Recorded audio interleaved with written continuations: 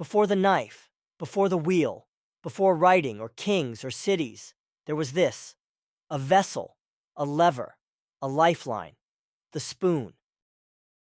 To eat was to survive, but survival wasn't guaranteed, and fingers, flexible, grasping, powerful, were never perfect for the job. Raw meat, scalding stew, filthy liquids. Nature gave us hunger, but not the tools to master it. Then came the idea that changed everything. What if we didn't just use what we were given? What if we shaped a tool that reached into food, lifting it, carrying it, transforming the act of eating into something precise, something clean? The oldest spoons are not just tools, they're evidence of imagination. From mammoth bone, wood, clay, even seashells, early humans sculpted extensions of their own hands. It was the beginning of a revolution.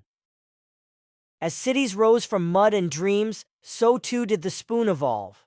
In Egypt, ornate utensils were buried with the dead. In Sumer, cuneiform texts recorded feasts and rations, meals consumed not with hands, but with finely crafted bronze implements. The spoon became symbolic. It wasn't just functional, it was ceremonial, sacred, a bridge between the physical and divine, between hunger and hospitality. In China, the spoon danced through centuries of dynasties. Paired with chopsticks, it complemented a philosophy of balance, yin and yang, solid and liquid. Its curved bowl mirrored the moon. Gentle, reverent.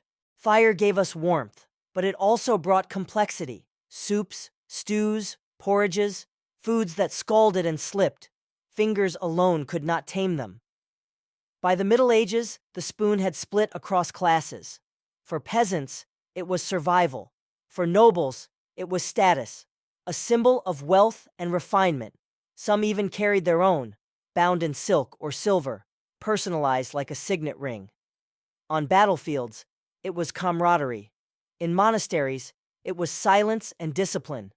In all these spaces, the spoon was constant, a quiet witness to centuries of change. With empire came movement, trade, conquest. Cultures clashed and mingled, and with them, so did tools. Spoons crossed oceans. In the Americas, native gourds and ladles met Spanish silver. In Africa, horn and bone adapted to colonial metals. The spoon became global, yet always local. It adapted, it survived. It told the story of cultural resilience and colonial trauma. Each spoon bore not just function, but history, names, nations, empires. Then came the machines, forging, stamping, multiplying. For the first time, spoons were not just handmade, they were mass-produced. The spoon became democratic, disposable. Everyone had one. No longer a treasure, but a tool. Yet even now, it carried the whispers of its past. Even in space, we didn't leave it behind. Today, the spoon is more than a utensil. It is precision. In labs, microspoons help shape vaccines, medicines, discoveries. In archaeology, spoons uncover the past. In kitchens, they sculpt flavors. From haute cuisine to baby formula, the spoon is intimate, familiar, invisible, and yet indispensable. Every culture, every century, every meal. In the curve of a spoon is a story of humanity, a story of ingenuity, of hunger, of progress. The spoon reminds us, civilization isn't built on grand inventions alone. Sometimes it's built on the things we hold every day.